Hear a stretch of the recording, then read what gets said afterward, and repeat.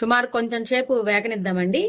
తాలింపు గింజల కన్నా ముందే వేసుకొని వేగనించాలి. ఇది టైం పట్టింది కాబట్టి ముందే వేసుకొని వేగనించుకోవాలి.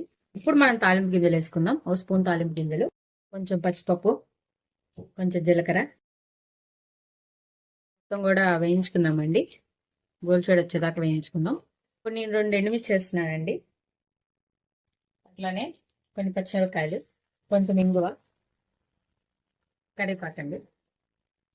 మొత్తం కూడా కలిసుకుందాం. తీసేద్దానండి. పచ్చిమిరపకాయలు వేగంగానే తీసేసుకుందాం. అప్పటిదాకా వేయించుకోవాలి. ఇదిగోండి మంచిగా వేగిపోయింది. తీసేస్తున్నానండి. ఇంకా పొయ్యి ఆపేస్తున్నాను.